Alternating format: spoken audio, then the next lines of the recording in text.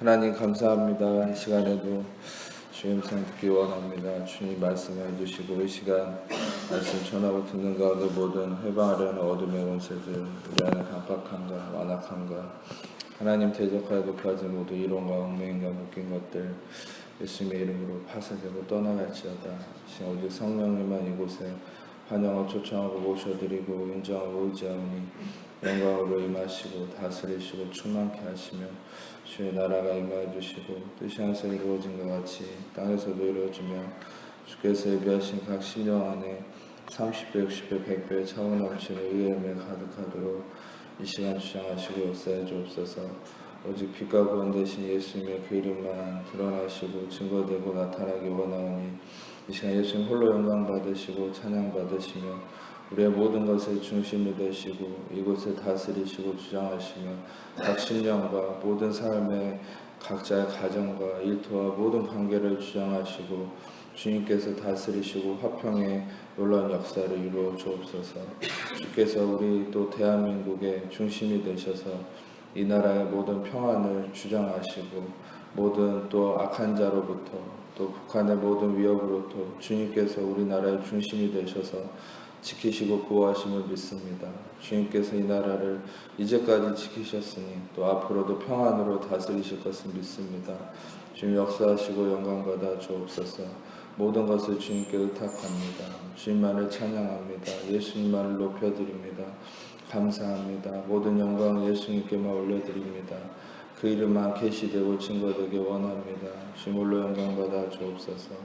감사합니다. 예수님만을 찬양합니다. 예수님만을 높여드립니다. 의지합니다. 영광받아 주옵소서. 나의 중심이 되어 주옵소서. 감사합니다. 모든 영광을 예수님께만 올려드립니다. 감사합니다. 주님만을 찬양합니다. 모든 영광 주님께 올려드리며 우리를 사랑하시는 예수님 이름으로 기도합니다.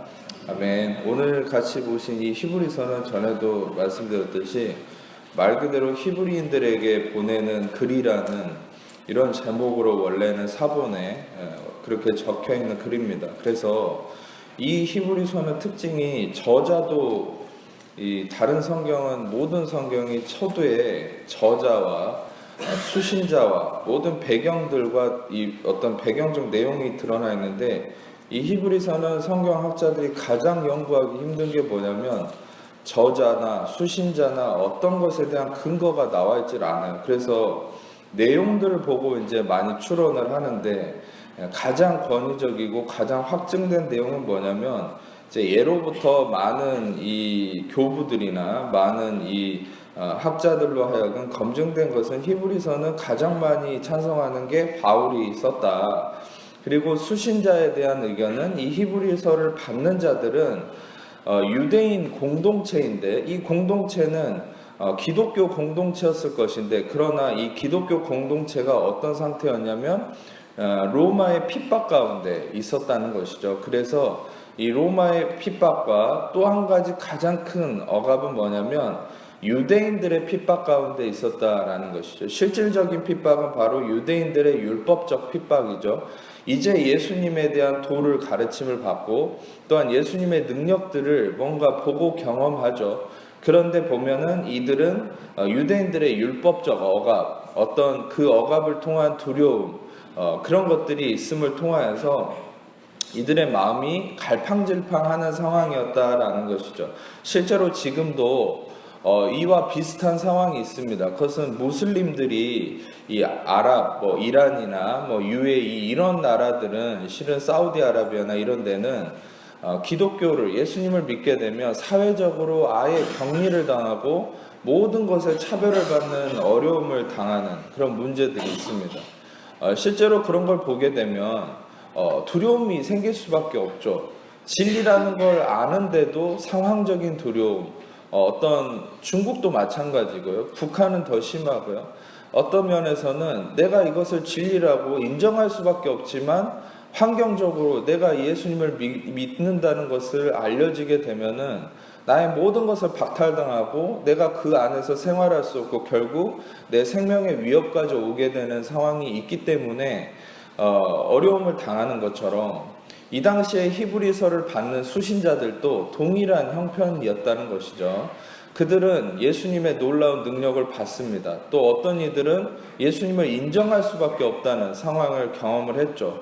그리고 많은 능력과 기적을 경험했습니다. 그런데도 이들은 두려움 가운데 있었다는 것이죠. 왜입니까? 마치 사도행전 21장에 등장하는 것처럼 예루살렘에 많은 유대인들이 있었지만 그 당시에 이 예루살렘은 예수님을 믿는, 부활하신 예수님을 믿는 자들이, 유대인들이 수만 명이 있었지만 사도행전 21장에 야고보가 얘기하는 대로 그들은 여전히 모세의 율법을 신봉하고 한쪽 발은 예수님께, 한쪽 발은 율법에 그대로 양다리 걸쳐서 살아가는 어떤 율법과 은혜가 공존하는 그것을 고수하는 사람들이 있었다는 것이죠. 그 사람들이 어떤 삶을 살았습니까? 은혜를 배교하는 삶을 산 것이죠. 근본적으로 예수님을 거부하는 삶을 산 것이죠. 그것을 바울은 그렇게 얘기하는 것이에요. 그래서 우리가 이 히브리서 말씀을 보면서 이 배경을 제가 말씀드린 것은 실은 히브리서 말씀을 가지고 많은 사람들이 유튜브나 많은 설교들을 보게 되면 이 히브리서 말씀의 그런 배경들을 이해하지 못하고 거짓 메시지를 전하는 사람들이 너무 많습니다. 유튜브에 너나 다나 다 올려대니까 뭐 말도 안 되는 얘기를 해대는 사람이 많아요. 뭐 자기가 능력 좀 받았다면서 자기가 성경 좀 아는 것처럼 어떤 이런저런 구절들을 떼와가지고 자 봐라, 이렇게 한번 거부하면 하늘의 능력을 맛보고도 하나님을 거부하면 하나님께 버림받고 구원이 취소될 수도 있다, 이런 식으로 말도 안 되는 이 히브리서 말씀을 특히 인용을 합니다. 그런데 제가 오늘 말씀에 확실하게 말씀드릴 수 있는 건 히브리서를 받는 저자는 분명한 것은 이 예수님을 인정해야 되지만 자기 상황 때문에 유대인들을 눈치 보면서 여기저기 왔다 갔다 하는, 갈팡질팡하는, 확정되지 못하는 상황 가운데 있기 때문에 바로 그런 측면을 염두에 두고 저도 바울이라고 믿지만 이 히브리서 저자인 바울은 확실한 믿음을 갖게 하기 위해서, 또 그 마음을 확정시키기 위해서 때로는 부드럽게, 때로는 강하게 어조를 바꿔가면서 쓴 것이 바로 이 히브리서라는 것이죠. 그래서 이 히브리서의 말씀은 실은 모든 구절이 다 믿는 자들에게, 또 여러분과 같이 이미 예수님을 믿고 구원받은 확정된 자들에게 적용되는 것이 아니라는 것이에요. 예를 들어서 여러분들이 알아야 될 것은 성경 자체는 하나님의 말씀이고 진리입니다. 믿으십니까? 그런데 이 말씀 자체가 모든 것이 나한테 다 적용되는 게 아니에요. 그러면 어떤 분들은 여기에 대해서 반문을 품는다면, 예를 들어 가룟 유다가 나가서 목매어 죽었다, 이런 걸 나한테 적용할 사람이 누가 있겠습니까? 오늘 가룟 유다가 나가서 목매어 죽었다는 말씀을 묵상했으니까 나도 그렇게 해야지, 이렇게 생각하는 사람이 누가 있겠어요?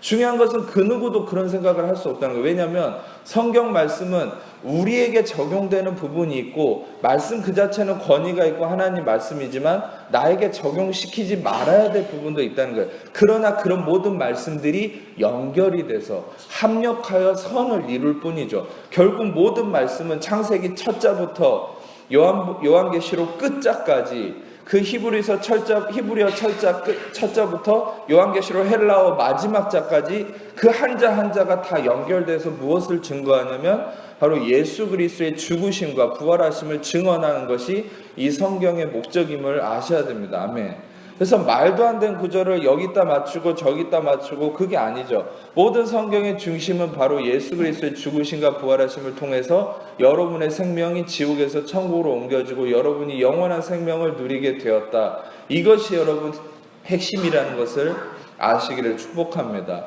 그런 면에서 여러분 이 말씀 히브리서 12장 18절에 오늘 같이 읽었던 이 말씀은 특별히 아주 가장 핵심되는 부분이죠.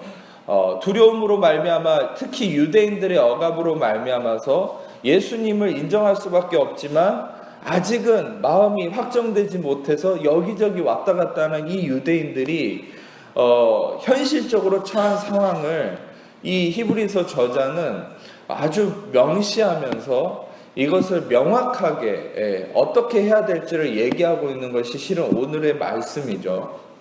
오늘의 말씀에 12장 18절을 같이 보시면은 너희는 만질 수 있고 불이 붙는 산과 침침함과 흑암과 폭풍과, 처음에는 신의 산의 모습을 얘기하고 있어요. 이따가 우리가 보면은 22절에 보면은 이것은 시온산이라고 해서, 이것은 예수 그리스도를 통해 죄사함 받고 하나님의 자녀가 되어서 은혜로 옮겨진 사람들의 현실을 얘기하는 겁니다. 그런데 지금 얘기하는 18절은 바로 신의 산, 즉 율법 아래 있는 상황을 얘기하는 것이죠. 근데 신의 산의 율법 아래 있는 상황은 무엇입니까? 불이 붙는 산이죠. 침침함과 흑암. 침침함과 흑암은 조금 말이 어려운데 킹 제임스 버전의 영어로는 블랙니스, 다크니스라고 되어 있어요. 그러니까 블랙니스와 다크니스는 말 그대로 어두움 그 자체를 얘기하는 것이죠. 그리고 폭풍. 다시 말하면 여러분, 이게 되게 웃기지 않습니까? 불이 붙는 산인데 왜 어둠이 있습니까? 이게 되게, 불이 붙는 산이면 밝아야 되잖아요. 근데 불이 붙는 산인데 어둡다는 거죠. 폭풍이 몰아치고. 이것은 무엇을 의미합니까? 바로 율법이 임하는 신의 산은요, 하나님의 맹렬한 불, 심판의 불이 임함과 더불어서 어둠이 가득했다는 거예요. 빛이 없다는 거예요. 바로 죄의 심판과 두려움만 가득한 곳이 신의 산이었다는 것이죠. 이 신의 산이라는 곳은 어떤 곳이냐면 바로 인간의 죄악이 폭로되고 인간의 자기의가 심판을 받아야 되는, 모든 자가 두려워해야 되는 상황이라는 것이죠. 근데 여러분, 우리가 쭉 읽어보면 이 말씀 이후에 21절에 이 신의 산의 중심이 되었던 인물은 모세였죠. 이 모세는 이집트에서 이스라엘 백성들을 인도하는 리더였습니다. 그 당시에 가장 온유한 자라고 칭함을 받았고 하나님께서 인정하는, 하나님의 친구라고 부름을 받았던 하나님의 사람이죠. 그런데 이 모세조차도 어떻게 했다는 겁니까? 심히 두렵고 떨린다 얘기했다는 것이죠.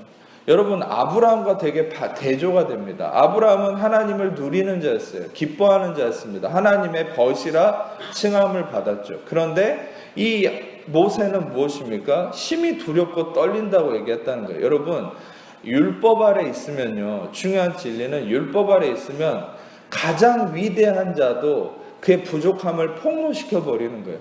근데 반대로 그리스도의 은혜 아래 있는 자는 가장 약한 자라도 그의 모든 허물을 덮어버립니다. 할렐루야. 이것이 바로 우리가 은혜 아래 있어야 될 증거라는 것이에요. 여러분, 우리가 좀이라도 잘났다고 해서 우리가 나의 행위를 의지하고 율법의 삶으로, 내 행위 중심의 삶으로 들어가면 내가 가장 잘한 것조차도 수치로 드러나게 돼 있어요. 그런데 우리가 그리스도의 은혜를 의지하고 나의 잘남이 아닌 그리스도의 십자가의 보혈의 공로와 그 은혜를 의지하는 삶을 살면 나의 가장 연약한 그 허물조차도 가려지고 그것이 강함으로 바뀌게 되는 것이, 이것이 복음이라는 사실이에요. 아멘. 여러분, 복음이 무엇입니까? 바로 복음은 약한 자에게 희망을 주고 약한 자에게 소망을 주는 거예요. 아멘. 근데 여러분, 이 세상의 모든 사람들이 죄를 범하였고 모든 사람, 여러분, 의인은 없나니 하나도 없다고 했어요. 모든 사람이 죄 아래 폭로됐는데 누가 자신의 잘남을 증명할 수 있는 사람이 있겠습니까? 우리는 무슨 선행을 할지라도, 실은 여러분, 한 나라를 구하는 선행을 할지라도 우리는 우리의 행위를 어떻게 보면 자랑할 수 없는 것이죠. 우리는 늘 죄에 폭로되는 삶을 사는 것이 우리의 실존이에요. 그러나 우리가 은혜 아래 있을 때는 예수 그리스도가 우리의 자랑이 되고 우리의 강함이 되고 우리의 약함은 가려질 뿐이며 우리는 그리스도를 통해 영화롭게 되는 것이. 아멘.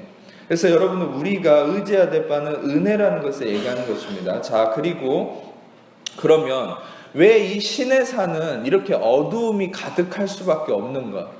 왜 하나님은 신의 산에서 이런 맹렬한 불과 심판과 저주와 어두움을 가지고 오실 수밖에 없는가? 이제부터 그 배경과 상황을 보도록 하겠습니다. 출애굽기 19장 1절부터 보겠습니다. 출애굽기 19장 1절에서 5절까지 보겠습니다. 출애굽기 19장 5절입니다. 출애굽기 19장 5절을 같이 읽겠습니다. 스크린, 그냥 이제부터는 시간 관계상 스크린만 작게 보시면 같이 읽겠습니다. 세계가 다 내게 속하였나니 너희가 내 말을 잘 듣고 내 언약을 지키면 너희는 모든 민족 중에서 내 소유가 되겠고. 이 말씀을 하신 배경은 이스라엘 백성을 하나님이 출애굽시켰죠. 홍해를 가르고 놀라운 기적을 행해서 출애굽을 하고 3개월이 지난 상황에서 광야에 있을 때, 진을 치고 있을 때 하나님이 이스라엘 백성들에게 다시 언약을 상기시킵니다. 이 언약을 상기시키는 상황 속에서 하나님께서는 이스라엘 백성에게 아브라함과 맺었던 그 은혜의 언약을 상기하는 거예요. 여기서 하나님께서 행하시는 이 19장 5절의 말씀을 절대 오해하시면 안 됩니다. 이 5절의 말씀은 잘 보세요. 너희가 내 말을 잘 듣고 라고 얘기할 때 이것은 샤마우라는 말인데 이것은 귀를 기울이고 경청한다는 것이죠. 하나님 말씀을 잘 경청하라는 거예요. 그리고 내 언약을 지킨다라고 얘기하니까 어떤 사람들은 또 하나님이 말씀하신 거를 내가 잘 행위로 지켜야 된다 이런 의미로 생각하는데 여기서 하나님이 언급하시는 언약이 무슨 언약인지를 알아야 된다는 거예요. 그래서 내 언약을 지킨다라고 얘기할 때 이 지킨다는 것은 샤마르라는 말인데 이것은 뭐냐면 유지한다는 거예요. 돌본다, 유지한다.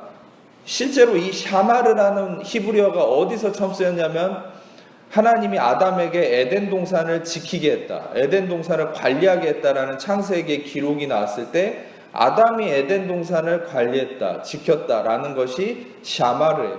그러니까 여러분 잘 들어보세요. 아담이 에덴 동산을 지킬 때 아담의 힘과 아담이 주체가 돼서 에덴 동산을 지켰습니까? 아니라는 것이죠. 아담이 주체가 되지 않았어요. 하나님이 아담을 통해서 에덴 동산을 지키는 것이죠. 아멘. 반대로 아담이 선악과를 먹고 자기가 주체가 되었을 때 아담은 에덴 동산에서 쫓겨났어요. 지키는 자가 아니라. 잘 들으세요. 하나님이 에덴 동산을 아담에게 샤마르, 지키라고 했을 때 아담은 자기가 주체가 아니라 이 지키는 자는 하나님이 지키는 거예요. 아멘. 아담은 통로가 될 뿐이에요. 잘 보세요. 근데 이 아담이 선악과를 먹고 자기가 지키는 주체가 되려고 했을 때, 자기가 선악을 판단하고 자기가 이 에덴 동산을 지키려고 하는 자기가 중심이 됐을 때 오히려 에덴 동산에서 쫓겨났죠. 자, 중요한 것은 동일한 겁니다. 이 언약을 지키라고 했을 때도 언약을 샤마르 하라고 했을 때 언약을 내가 중심이 돼서 지키려고 하면 언약에서 쫓겨나는 거예요. 동일하게. 근데 언약을 하나님이 나를 통해 지키시는 것, 바로 언약을 하나님이 나를 통해 지키시는 것이 하나님의 의도라는 것이죠. 할렐루야. 이해가 되십니까? 이해가 안 되면 나중에 설교 방송 반복해서 들어보세요. 시간 관계상 계속 설명이 안 됩니다. 그래서 이 언약을 지키는 주체는 하나님이라는 거죠. 또 한 가지 증거는 뭐냐면 여러분 이 언약이 무엇인지를 알아야 돼요. 이 언약은 거슬러 올라가서 창세기 15장을 보겠습니다. 15장 1절을 보겠습니다. 시작.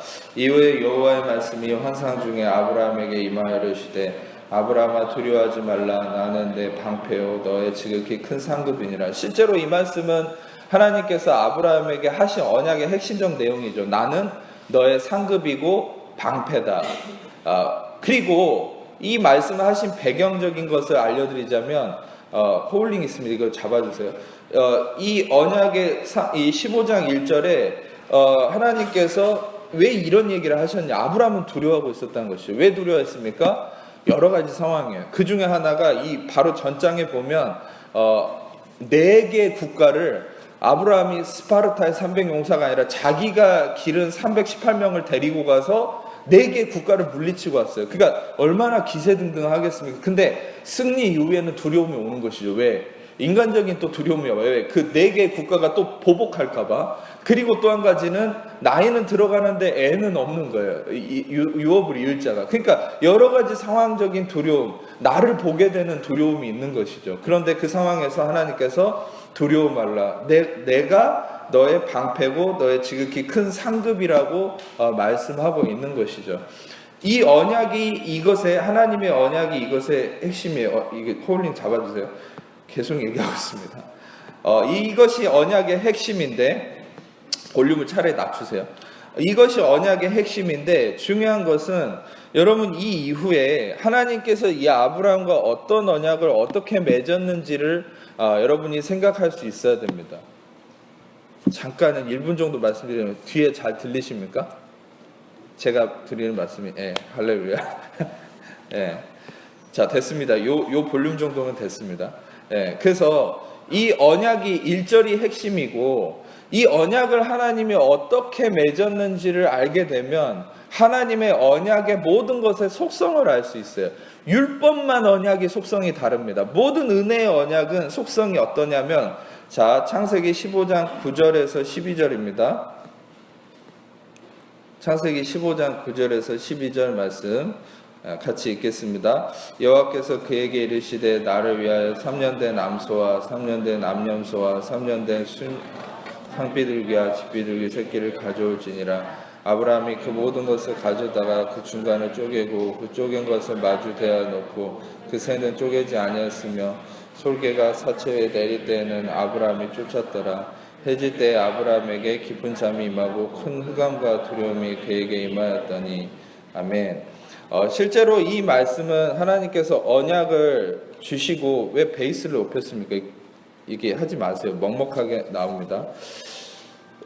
그냥 아까대로 놔두세요. 그냥 자꾸 조정하지 말고.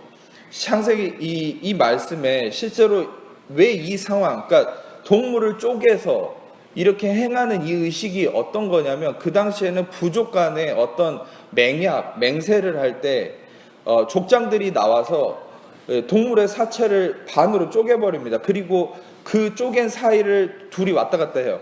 그것이 언약의 이 어떤 서로 맹약의 표징이, 왜냐면 그 쪼갠 사이로 왔다 갔다 한다는 건 뭐냐면, 누구 하나라도 이거 어기면 이 동물처럼 쪼개버리겠다는 거죠.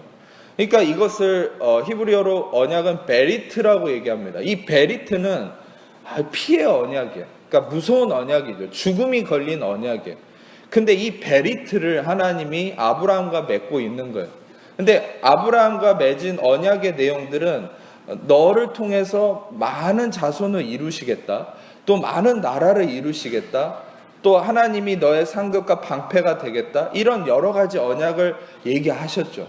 그런데 이 언약에 대한 맹세의 징표로 동물을 쪼개게 하고 아브라함과 하나님이 언약을 맺는 것인데, 이 상황은 재밌는 것이 언약을 맺는 당사자가 하나님과 아브라함인데 아브라함을 재워버립니다.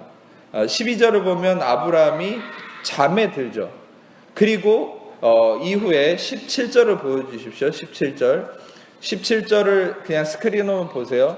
17절을 보면 횃불이 이 쪼갠 고기 사이로 지나다녔다 얘기하죠. 거의 모든 신학자들은 바로 횃불을 뭐라고 얘기하냐면 바로 예수 그리스도라고 확증해서 얘기합니다. 그러니까 이 쪼갠 고기 사이로 예수 그리스도가 횃불이 왔다 갔다 했다. 이것은 무엇입니까? 바로 언약의 당사자는 아브라함과 하나님인데, 아브라함을 하나님이 재워버리고 이 언약의 주체자가 하나님이 되셔서 하나님이 이루겠다라고 얘기하시는 거예요. 할렐루야. 그러니까 여러분, 이 언약에 대해서 하나님은 얘기할 때, 너희가 지켜라라고 얘기할 때는 그것을 하나님이, 인간이 지킬 수 없다는 거 알아요. 인간이 감당하기 힘든 거라는 거 알아요. 그러니까 하나님께서 주체하시고 하나님께서 주도하셔서 이루어 가시는 거예요. 아멘. 그러니까 여러분, 중요한 것은 이 아브라함의 언약은, 이 쪼갠 고기를 통한 이 베리트, 피의 언약은 장차 오실 예수 그리스도에 대한 십자가의 언약을 상징함으로 보여주는 것이죠. 할렐루야. 그래서 이 언약을 기반으로 이스라엘 백성들은 이집트에서부터 계속 인도함을 받았던 거죠. 이 언약입니다. 바로 아브라함과 창세기 15장에 맺었던 이 피의 언약, 이 베리트의 언약을 다시 출애굽기 19장으로 넘어가서 출애굽기 19장 5절에 이 언약을 지키면이라고 얘기하는 거예요. 바로 은혜의 언약, 하나님이 주체가 되신 언약, 아브라함을 재워버리고 하나님이 맹세하신 언약, 내가 이루겠다는 언약, 이 언약을 지키라는 것은 무슨 말이겠습니까? 이것은 내가 뭔가 행위로 하라는 것이 아니죠. 이 언약을 지키라는 것은 잘 듣고 그 안에 거하라는 것이죠. 마치 요한복음 15장에 예수님께서 나는 포도나무고 너희는 가지니 포도나무에 잘 붙어있기만 하면 열매를 맺는다는 거. 할렐루야. 여러분, 이게 바로 하나님의 핵심적인 언약의, 모든 언약의 이 중점입니다. 붙어있기만 하면 되는 거예요. 내가 뭔가를 잘 지키려고 하는 것이 아니라는 거죠. 잘 붙어있기만 하면 열매는 생기는 거예요. 열매를 주시는 그 당사자는 하나님이십니다. 아멘. 여러분이 선한 열매를 맺으려고 애를 쓸 필요가 없어요. 여러분이 그리스도에게 잘 붙어있기만 하면 그리스도가 열매를 여러분을 통해 맺는 것이에요. 아멘. 근데 대신에 내가 이루려고 하면 썩은 열매만 나오는 거예요. 당장은 좋은 거가 있는 것 같지만 두 번째, 세 번째는 더 큰 실패를 하게 돼요. 그게 인간의 육신이에요. 그러니까 하나님께서 이 말씀을 통해 언약을 지키라는 것은 무엇입니까? 결국 하나님 안에 있으라는 거예요. 그분의 은혜 안에서 그분의 선하심을 누리라는 거예요. 이것은 아담으로부터 시작된 것에 대한 하나님의 어떤 경고죠. 아담은 하나님의 선하심의 영광 속에 있지 않았죠. 자기가 선하심에서 나와서 선악을 판단하는 자가 되기를 원했고, 선악과를 먹고 선악을 분별하는 자가 되기를 원했죠. 그러니까 하나님을 떠난 거예요. 근데 하나님은 다시 하나님의 은혜 안으로 들어오라고 하는 것이죠. 할렐루야. 그러니까 여러분, 이 5절을 읽었지만 4절을 보면 하나님이 또 재밌게 표현을 한 거예요. 그건 뭐냐면 내가 독수리 날개로 너희를 업어서 인도했다, 이렇게 표현하고 있는 거예요. 그러니까 하나님이 이런 식의 표현은 무엇을 얘기하는 겁니까? 너희는 그냥 독수리 날개로 업어서 왔듯이 내 품 안에 있으라는 거예요. 내 품 안에 머물러 있으라는 거예요. 너희가 뭘 막 하려고 하지 말고 나의 은혜 아래, 나의 선하심 속에 하나님을 기뻐하며 누리며 살아가라는 거예요. 그러면 하나님이 열매 맺으시겠다는 거죠. 그런데 중요한 것은 이 언약을 얘기했을 때, 이 언약을 상기시켰을 때 이 이스라엘의 반응이 이제 극단적인 반응이 나옵니다. 그래서 율법이라는 게 나오는 거예요. 여러분, 부가적으로 율법이 무엇인지를 설명하자면 율법은 이제까지 얘기했던 언약과 정반대입니다.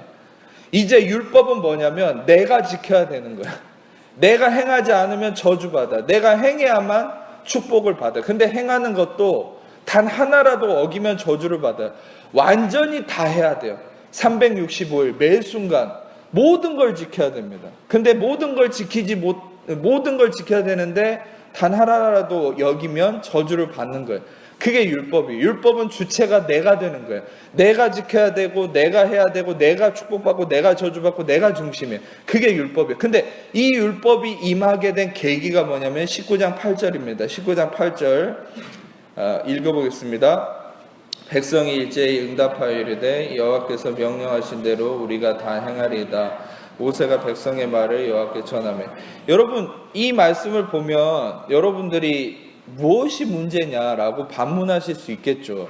그런데 이것은 정확하게 히브리어 원문으로 봐야만 이 상황을 이해할 수 있어요. 그리고 재밌는 것은 바로 이 19장 8절을 기점으로 해서 하나님의 태도가 바뀐다는 거예요. 19장 8절 이전에는요, 광야에서 이스라엘 백성들이 무슨 불평을 하고 무슨 짜증을 내고 무슨 난리를 쳐도 실제로 이스라엘 백성들은요, 사사건건 무슨 얘기만 하냐면 뭐만 부족하면은 하나님한테 이렇게 얘기하는 거예요. 우리 여기서 굶어 죽이려고, 여기서 이렇게 죽이려고 이집트에서 빼냈냐는 거예요. 그러니까 얼마나 배은망덕합니까? 그런 배은망덕한 이스라엘 백성들에 대해서 하나님은 단 한순간도 저주하거나 죽이지 않았어요. 실제로 이 19장 8절 이전에는. 근데 이 19장 8절 이후부터는 뭐 말만 하면 죽어나갑니다. 동물도 다 죽어요. 여러분, 재밌지 않습니까? 어떤 문제가 있길래 이 19장 8절 이전에는 그 누구도 죽질 않아요. 시내산에 이르기까지. 근데 이후부터는 다 죽어나가는 거예요. 근데 거기에 이 문제가 바로 19장 8절에, 이 19장 8절의 핵심은 뭐냐면 여호와께서 명령하신 대로 우리가 다 행하겠다, 요게 문제인 거예요. 이것을 히브리어로 뭐라고 얘기하냐면 콜 아쉐르 디베르 야훼 나세라는 말을, 이 히브리어 원문을 읽으면 이렇게 되는데, 이 콜이라는 말은 모든이란 말이고, 아쉐르는 관계 대명사고, 디베르는 말하는 거, 그리고 야훼 또는 아도나이 야훼를 얘기하고 나아세라는 말이 이것이 이제 문제. 나아세는 행하겠다라는 말이에요. 그러니까 이 나아세 행하겠다라는 말이 도대체 뭐가 문제냐? 내가 하나님 앞에서 그러면 시키는 대로 잘 하겠습니다 하면 나빠 보이진 않잖아요. 뭐 하라 그러면 하겠습니다라는 말이 뭐 나쁜 겁니까? 그런데 중요한 것은 아까 5절에서도 읽었듯이 하나님은 은혜의 언약을 상기시켰죠. 언약의 주체자가 하나님이라는 것을 말씀하셨죠. 그런데 이스라엘 백성들의 반응은 뭐였습니까? 나아세라는 말은 히브리어 아사라는 말에서 나온 건데, 이 아사라는 말은 인간의 모든 행함을 나타내요. do, make, 이런 식의 동사입니다. 그러니까 인간이 행하는 모든 것을 나타내는 동사예요. 아사라는 히브리어는. 그러니까 이것을 말했다는 것은 무엇입니까? 인간이 이 언약을 자기가 행하겠다라고 자기의 행함을 중심에 들여왔다는 것이죠. 여러분, 하나님은 언약의 주체자가 자기이고 그 언약 안에 이스라엘 백성이 거하기를 원하셨어요. 근데 이스라엘 백성은 자신의 행함을 중심에 드러내기 시작했습니다. 여러분, 그 행함이 중심이 되었던 것은 선악과를 먹는 것과 다를 바 없는 거예요. 바로 이제까지 은혜로 인도하셨던 하나님을 이스라엘 백성은 거부하기 시작한 것이죠. 바로 이것을 통해서 문제가 나타난 거예요. 그래서 이 이후부터는 어떤 일이 일어납니까? 바로 9절부터 상황이 바뀌어요. 여호와께서 모세에게 이르시되, 성경책 읽은 분들은 한번 눈으로만 보세요. 빽빽한 구름 가운데 너에게 임함은.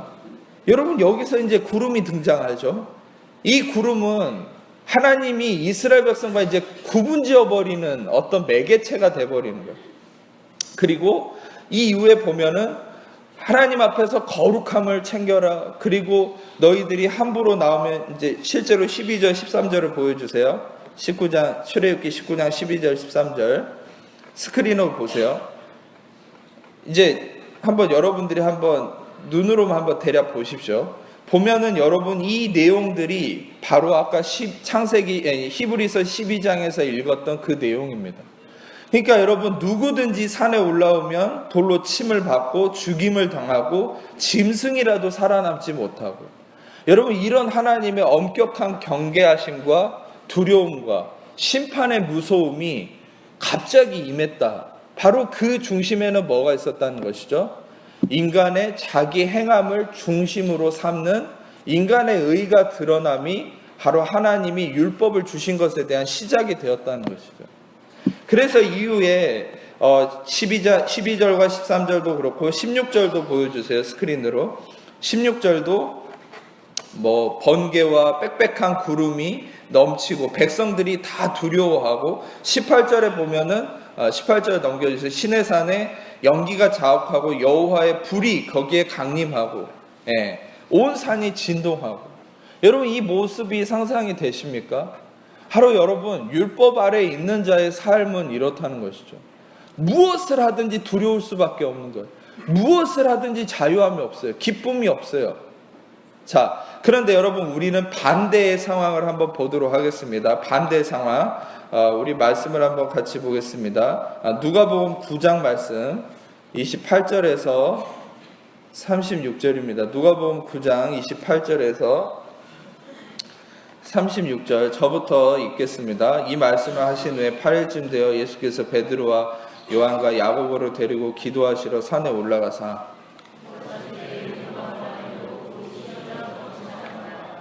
문득 두 사람이 예수와 함께 말하니 이는 모세와 엘리야라.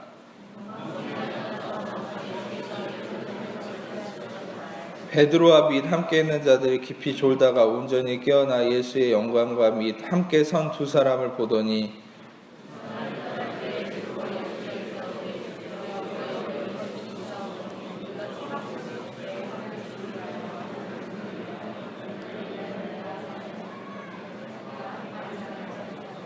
이 말 할 즈음에 구름이 와서 그들을 덮는지라. 구름 속으로 들어갈 때 그들이 무서워하더니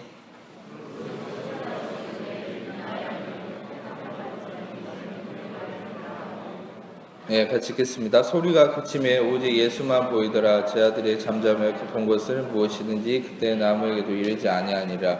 이것은 예수님이 초막절에 베드로, 요한, 야고보를 데리고 이 산에 올라가셨죠. 근데 갑자기 예수님의 용모가 변했다고 성경은 얘기하죠. 그 옷이 휘어지고 광채가 나고. 여러분, 이 산에 올라갔는데 중요한 것은 아까 시내산과 굉장히 배경이 다르죠. 시내산은 불이 붙고, 불이 붙었음에도 어둡고 침침하고 폭풍이 일고, 그런데 이 변화산에서 예수님이 있는 곳은 환하게 모든 것이 휘어져서, 다른 복음서를 보면 빨래하는 자가 이렇게 재밌게 표현했죠. 빨래하는 자가 이렇게 희게 빨래할 수 없을 정도로 희게 되었다라고 표현하죠. 다시 말하면 인간적 노력의 어떤 휘어짐이 아니죠. 그것은 하나님의 광채를, 근본적 태초의 빛을 얘기하는 것이죠. 근데 이것은 바로 예수님에게서만 비치는 것입니다. 그리고 실제로 이 사건은 재미있는 것이 공관복음, 마태, 마가, 누가복음에 공통적으로 다 쓰여 있는 기사예요. 그런데 여기서 핵심은 예수님과 함께 두 사람이 등장한 것이죠. 모세와 엘리야가 등장했다. 이것은 무엇을 의미하냐면 모세는 율법의 대표자고 엘리야는 선지자의 대표자입니다. 그러니까 율법과 선지자가 바로 예수님과 함께 서서 대화를 하는데, 제 아들은 이것을 보고 너무나 영광스럽게 여겨서 베드로가 초막절이기 때문에 여기에 초막셋을 짓겠다고 하는 거죠. 그런데 이 초막셋을 짓겠다고 할 때 그들은 실은 예수님과 모세와 엘리야를 동일선상에 놓으려고 한 거죠. 초막셋을 짓고 같이 있자. 그런데 여러분, 하나님이 하늘의 소리가 들리면서 뭐라고 얘기합니까? 이는 내 사랑하는 아들이요 기뻐하는 자니 너희는 그의 말을 들어라. 할렐루야. 여러분, 그리고 두 사람, 율법과 선지자는 사라지고 거기에 예수님만 보였다는 사실이죠. 그리고 이 율법과 선지자, 특히 제가 여러분들에게 좀 포인트를 잡아서 말씀드리고 싶은 것은 31절을 보면 영광 중에 나타나서 장차 예수께서 예루살렘에서 별세하실 것을 말했다. 모세와 엘리야, 이 모세와 엘리야가 영광 중에 나타나서 예수님과 무슨 대화를 했는지 마태, 마가에는 안 나와 있어요. 근데 누가복음에만 이 모세와 엘리야가 예수님과 무슨 대화를 했는지 나와 있어요. 그것이 무슨 내용입니까? 예루살렘에서 죽으실 것에 대한 얘기를 하고 있죠. 여러분, 여기서 아주 중요한 포인트가 있습니다. 여러분, 특별히 바로 이 부분은 이 누가만이 하나님께 계시를 받아서 계속 얘기하고 있는 거예요.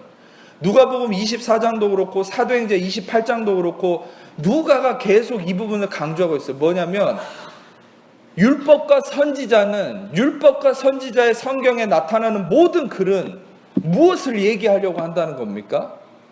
바로 예수 그리스도의 죽으심과 죄사함과 의롭다함을 얘기한다는 거예요. 아멘.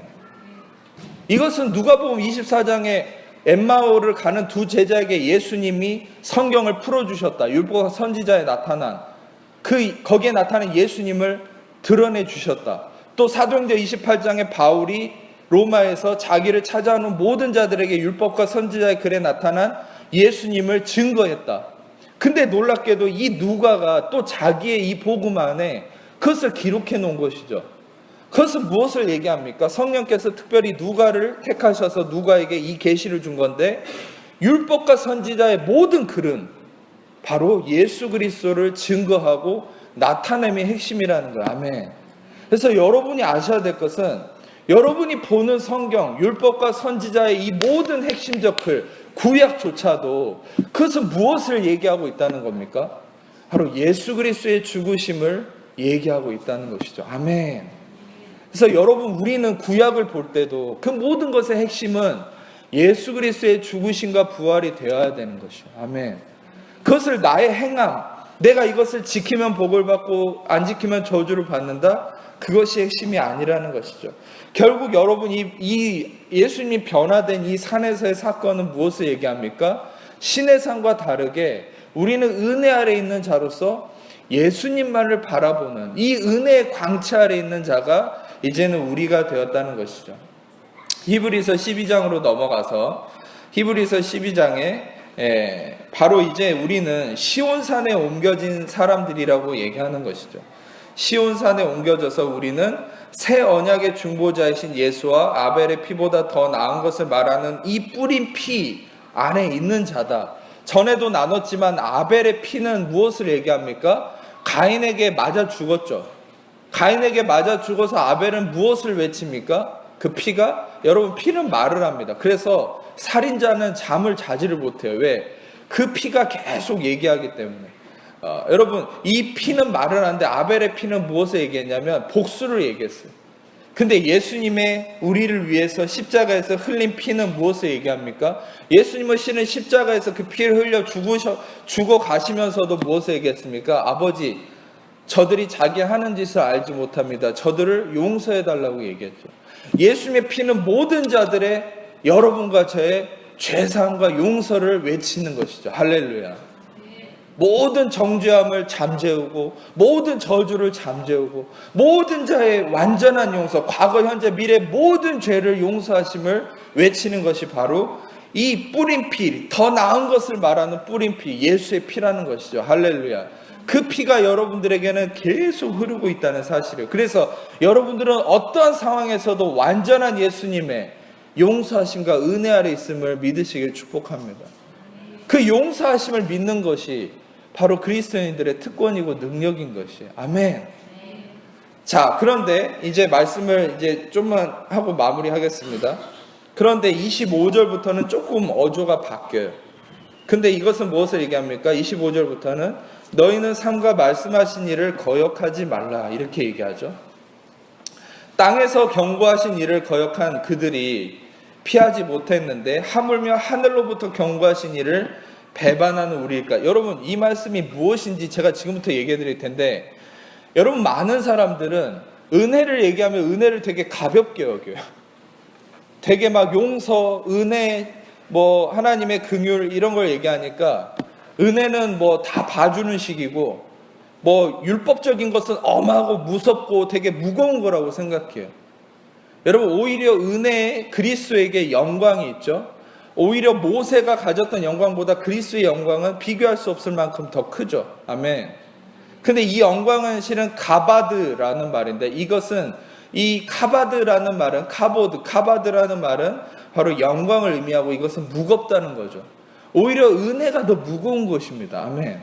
근데 실제로 오늘 이 말씀을 보면 율법 아래서 그 심판보다 은혜를 거부한 자에 대한 심판이 더 무서운 것이, 어떤 면에서 여러분들에게 오늘 이 은혜가 딱 닻을 내리게 해줄 수 있는 말씀이 될 수 있습니다. 갈팡질팡 하는 분들에게는. 여러분, 제가 엄밀히 말씀드리면 모든 자들이 은혜와 율법을 동시에 할 수는 없어요. 그 동시에 섬기는 것은 여러분 두 주인을 섬기는 거랑 똑같은 거예요. 그리고 실제로 갈라디아서 4장에 하갈과 이 약속 있는 여자를 바울이 비유하면서 하갈, 율법을 상징하는 하갈을 내어 쫓으라고 그랬어요. 어떤 누구도, 많은 크리스천들은, 많은 설교자들은, 많은 사람들은, 신학자들조차도 율법과 은혜를 같이 만지면서 균형이라고 얘기해요. 인간은. 여러분, 하나님은 그것을 뭐라 얘기하냐면 균형이 아니라 믹스처, 혼합물이라고 얘기해요. 더러운 것이라고, 불순물이라고 얘기합니다. 그게 섞여버립니다. 하나님은 완전한 은혜로 나아가기를 원하는 거예요. 아멘. 잘 들으세요. 이 히브리서 받는 자들이, 수신자들이 갈팡질팡 하는 사람이라고 그랬죠. 히브리서 지금 저자는 뭐라고 얘기합니까? 땅에서 경고하신 일을 거역할 때 이 심판을 피하지 못했다. 이 땅에서 경고했다는 거 뭐죠? 바로 신의 산이에요. 율법이에요. 심판의 불입니다. 근데 하늘로부터 경고하신 이는 뭡니까? 하늘로부터 이루어지는 경고는 뭐냐면 바로 은혜가 임했고 은혜를 맛보았고 은혜의 역사를 경험했는데 은혜에 대해서 경히 여기고 다시 율법으로 돌아가는 것. 은혜를 거부하는 것에 대한 심판은 더 크다는 거예요. 은혜를 여러분들이 들었고 은혜의 진리와 은혜의 자유함과 은혜의 영광을 맛봤는데 은혜로 들어가지 않고 은혜를 다시 떠나서 율법으로 돌아가면 그 심판은 더 크다는 것이죠. 여러분, 제가 시간이 좀 갔지만 갈라디아서 1장 6절과 9절을 보겠습니다. 갈라디아서 1장 6절. 갈라디아서 1장 6절에서 9절까지 너무 중요하니까 같이 읽어보겠습니다. 그리스도의 은혜로 너희를 부르신 이를 이같이 속기 떠나 다른 복음을 따르는 것을 내가 이상하게 여기노라. 다른 복음은 없나니 다만 어떤 사람들이 너희를 교란하여 그리스도의 복음을 변하게 하려 함이라. 그러나 우리나 혹은 하늘로부터 온 천사라도 우리가 너에게 전한 복음 외에 다른 복음을 전하면 저주를 받을지어다. 우리가 전에 말할거니와 내가 지금 다시 말하노니 만일 누구든지 너희가 받은 것 외에 다른 복음을 전하면 저주를 받을지어다. 문맥적으로 갈라디아서는 이 다른 복음이라는 것은 거짓 교사들을 얘기하고 거짓 교사들이 율법과 할례를 얘기해. 계속 율법으로 돌아오기를 이 성도들을 이렇게 미혹시키는 거죠. 요즘도 인터넷이나 이런 거 유튜브 보면은 말도 안 되는 복음을 얘기하는 사람들 많은데 여러분 기억하세요. 여러분들이 은혜로 들어갈 때는 정말 그 은혜의 진리 안에서 참된 생명을 누립니다. 그런데 다시 여러분이 율법의 다리를 담그는 순간 하나님의 저주가 아니라 그 율법이 우리를 저주하게 돼 있어요. 할렐루야. 하나님은 여러분을 저주하지 않아요. 그런데 이 신약에서의 저주는 우리가 율법으로 돌아가면 그 율법이 우리를 그때부터 심판하고 정죄하고 저주하는 거예요. 마귀는 그 율법을 이용해서 성도들을 억압하고 문제와 어려움을 가져오기 시작한다. 그래서 성도들은 예수 그리스도를 통해 은혜이신 예수 그리스도를 통해 죄사함 받고 은혜로 옮겨졌다면 우리는 과감히 은혜의 모든 것을 던져야 됩니다. 아멘. 더 이상 율법은 내가 지켜야 될 요소가 아니라 그리스도가 내 안에 중심이 되어서 그 율법의 마침이 되셨기 때문에 로마서 10장 4절의 말씀처럼 그리스도는 모든 믿는 자에게 의를 이루시기 위하여 율법의 마침이 되셨느니라. 그분이 율법의 마침이 되셨고 율법을 이루셨기 때문에 그분이 내 안에 계십니다. 여러분 안에 계십니다. 믿으십니까? 그러면 그분이 율법을 이루셨기 때문에 우리는 예수가 중심이 되면 우리는 저절로 율법을 이루는 자가 되는 거예요. 아멘. 율법을 이루는 자로서의 복을 받는 거예요. 아멘. 근데 반대로 내가 율법을 이걸 지켜야 되겠다, 이걸 해야 되겠다 인식하는 순간 내 육신이 발동해서 로마서 7장에 얘기하는 것처럼 바울이 내가 탐하지 말라는 계명을 알기 전에는 몰랐지만 그 계명을 아는 순간 그 계명이 나를 죽였다라고 바울이 로마서 7장에 고백하잖아요. 그 탐하지 말라는 계명은 뭡니까? 10계명을 얘기하는 거예요. 근데 여러분 중요한 것은 우리는 그 계명을 내가 인지하고 내가 지키려고 하는 순간 죽는다는 걸 몰라요. 설교자들도 몰라요. 신학자들도 몰라요. 그러니까 막 던지고 막 지키라고 하는데 그걸 여러분들이 알아야 돼요. 이 정확한 말씀의 진리는 만지려고 하는 순간 내가 행위의 주체가 되려고 하는 순간 죽는다는 거예요. 하나님이 죽이는 게 아니에요. 그 율법이 죽입니다. 그 율법이 정죄하기 시작해요. 판단하기 시작해요. 너 이 죄 지었지, 너 저 죄 지었지, 넌 아직도 부족해. 아까도 얘기했잖아요. 최고의 지도자였던 모세조차도 율법 앞에서는 자기의 부족함을 발견하는 거예요. 그런데 죄인들을 보세요. 창기들을 보세요. 세리들을 보세요. 그들은 죄인이었지만 은혜이신 예수님을 붙잡았을 때 어떻게 됐습니까? 그들의 모든 허물이 가려지고 구원과 치유와 용서와 자유함이 임한 것이죠. 할렐루야. 여러분, 제가 시간이 갔지만 말씀을 더 전하겠습니다. 여러분, 중요한 것은 나중에 나눴지만 누가복음 18장과 19장은 여러분 성령께서 붙여놨어요. 18장에는 어려서부터 율법을 잘 지켰던 젊은 관원이 율법을 지켰던 걸 예수님께 자랑하려고 나왔죠. 근데 예수님이 그에게 율법을 잘 지켰기 때문에 그를 인정받으려고 왔지만 예수님은 얘기했죠. 예수님에게 뭐라고 얘기합니까? 어떻게 하면 영생을 얻을 수 있습니까? 답을 알고 있어요, 그는. 근데 자기가 이렇게 물어보는 거죠. 왜? 자랑하려고. 근데 예수님이 그 마음을 알고 율법을 지키는 것이다 얘기하니까 어려서부터 다 지켰다고. 그러니까 예수님이 근데 너한테 부족한 게 있다. 네 재산을 다 가난한 자에게 줘라. 그러니까 재산이 많아서 근심하고 가버리죠. 결국 자기가 율법을 다 지켰다고 자신했는데 율법을 지켰다고 자신하는 사람은요 마지막 한 가지에 걸리게 돼 있어요. 마지막 그 한 가지, 꼭 그 한 가지. 여러분, 육신을 의지하면 꼭 마지막 한 가지가 내 발목을 잡습니다. 근데 반대로 바로 뒤에 19장에 삭개오가 나옵니다. 삭개오는 죄인이에요. 그리고 18장에 나왔던 돈 문제에 얽혀있던 사람이에요. 세리는 뭡니까? 민족의 피를 빨아먹는 사람이죠. 세금을 더 많이 걷어서 로마에게 갖다 줄 거, 자기 거 같이 걷는 거죠. 근데 이 돈밖에 모르는 세리가, 이 죄인인 삭개오가 예수님을 만났어요. 예수님이 자기 집에 왔어요. 근데 예수님은 죄를 책망조차 하지 않았어요. 근데 예수님이 집에 오기만 했는데 이 삭개오가 갑자기 마음의 변화가 일어나서 뭐라고 고백합니까? 예수님, 내 재산의 반을 가난한 자에게 나누고 내가 속여서 빼앗은 것이 있으면 4배를 갚겠습니다. 여러분, 이게 뭡니까? 이게 바로 율법의 정확한 조항대로 자기가 하겠다는 거예요. 할렐루야. 여러분, 18장 앞절은 이 젊은 관원, 율법을 지켰다고 자신하는 사람은 마지막에 실패하고 돌아갔어요. 근데 19장을 보세요. 이 죄인이고 정죄받아야 될 세리는 은혜가 임하니까, 은혜가 자기 안에 임하니까, 은혜의 신 예수 그리스도가 들어오니까, 자기 집안에 들어오니까, 자기 삶에 들어오니까 어떻게 합니까? 자기도 모르게 율법을 지키게 되는 거예요. 아멘. 그리고 놀라운 것, 그 앞에 18장에 젊은 관원이 실패했던 그 율법, 그것을 이 삭개오가 지키고 있는 거예요. 아멘. 이것은 성경이 무엇을 얘기합니까? 너희들이 지키려고 할수록 실패한다는 거예요. 근데 예수 그리스도가 중심이 되고 은혜가 중심이 되면 너희에게 불가능한 그것을 예수님이 지키게 하신다는 거예요. 아멘. 여러분, 저는 여러분들에게 십계명의 조항들을, 율법의 조항들을, 여러분 그런 좋은 것들을 지키지 않아도 된다고 얘기하는 것이 아니에요. 그런데 그 방법이 틀렸다는 거죠. 내가 지키는 게 아니라 여러분 안에 예수님이 지키도록 여러분들이 하셔야 될 일은 뭐예요? 은혜의 언약 안에서 여러분들이 가지임을 인지하고 포도나무이신 예수님께 그냥 여러분을 던지는 삶을 사는 거예요. 아멘. 오늘 내가 실수했습니까? 그러면 예수님께 가세요. 여러분, 세상의 잘못된 죄인들, 잘못된 개념의 교리들, 이단들은 어떻게 생각합니까? 이런 교리를 왜곡하죠. 바울 시대도 그랬어요. 은혜를 더하게 하려고 죄에 거하겠느냐, 이런 얘기를 하면서 바울은 은혜를 왜곡했죠. 뭡니까? 이런 식으로 얘기하니까 죄를 지어도 돼. 아니요, 그런 얘기가 아니죠. 여러분, 제가 얘기하는 핵심은 그겁니다.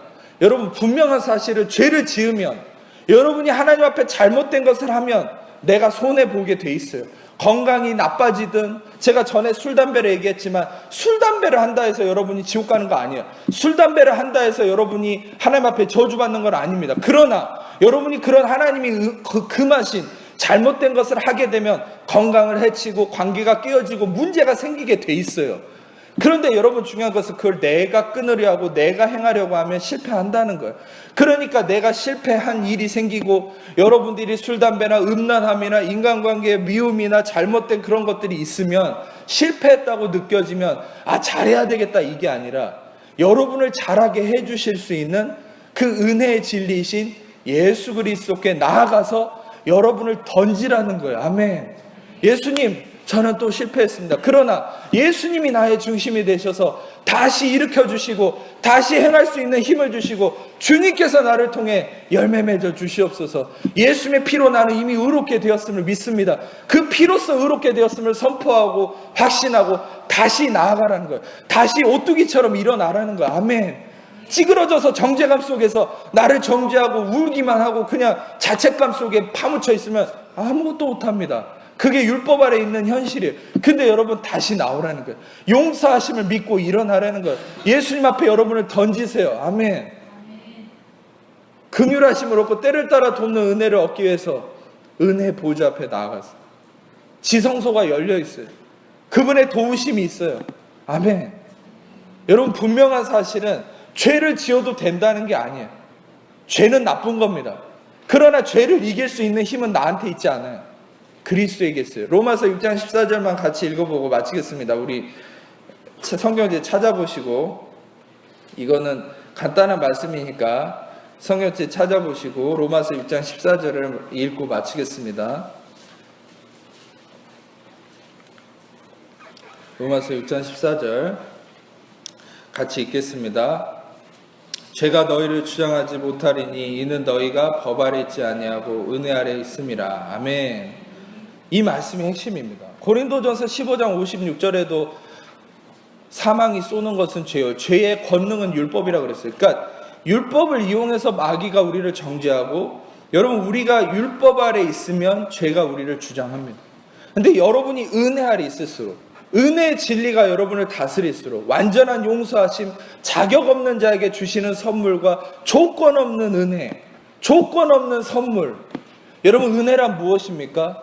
내가 인정할 수 있는 만큼 하나님의 선하심을 경험하는 건 은혜가 아니에요. 내가 감당할 수 없을 정도로, 내가 이런 상황에서도 하나님이 나에게 이렇게 은혜를 베푸시나? 내가 이렇게 죄인인데, 이렇게 실수하고 잘못했는데도 하나님 나에게 이렇게 용서하시고 사랑하시고 선을 베푸시나? 여러분, 바로 그것이 바로 은혜입니다. 아멘. 자격 없는 자에게 주시는 은혜. 제가 예전에 예수전도단에서 훈련받을 때 청년의 시절에 여러분, 끊임없이 어떤 죄와 허물 가운데 있을 때 그 당시에 제가 은혜의 진리를 몰랐어요. 그러니까 죄를 지으면 맨날 회개하는 거예요. 맨날 하나님 앞에 하나님 잘못했습니다. 또 죄 지었습니다. 맨날 하나님 앞에 나갔을 때 제가 은혜의 진리는 그 당시에 알지 못했지만 하나님의 명확한 음성은 항상 들었습니다. 뭐냐면 제가 하나님 앞에 잘못했다고 용서를 구하며 나아갈 때마다 내 가슴을 녹이는 그 세미한 평안과 확신의 하나님의 음성은 뭐였냐면, 아들아, 내가 너를 이미 용서했다. 할렐루야. 여러분, 은혜의 진리를 알기 전에도 이미 하나님 앞에서 그 음성이 들렸다는 것이죠. 아들아, 이미 용서했다. 이미 용서했다. 나는 네가 뭘 했는지 알지 못한다. 여러분, 실제로 말씀을 뒤져보세요. 예수님을 통해 우리의 죄를 이미 하나님은 기억하지도 못합니다. 아멘. 여러분은 이미 자유합니다. 이미 의롭습니다. 이미 용서받았습니다. 아직도 당신의 죄를 기억하고 스스로를 벌하려고 하십니까? 이제 멈추세요. 이제는 그리스도의 완전한 용서하심의 은혜로 나오세요. 그분의 빛을 받으세요. 그분의 영광의 빛 가운데서 더 이상 모세와 엘리야를 쳐다보지 말고 거기에 남아 계신 흰 광채를 발휘하시고 영광 가운데 계시는 그 예수 그리스도만 바라보세요. 나를 용서하신 그 예수 그리스도, 나를 위해 피 흘리셔서 모든 죄를 사하신 그 예수 그리스도, 끊임없이 나를 사랑하시는 그 예수 그리스도만 바라보세요. 아멘. 그 예수 그리스도가 당신의 소망입니다. 생명입니다. 능력입니다. 아멘. 그 예수 그리스도를 통해 평안과 승리의 기쁨이 넘치는 우리 모든 성도님들 되시기를 축복합니다. 기도하겠습니다. 하나님, 감사합니다. 이 시간에 모든 하나님의 자녀들을 축복합니다.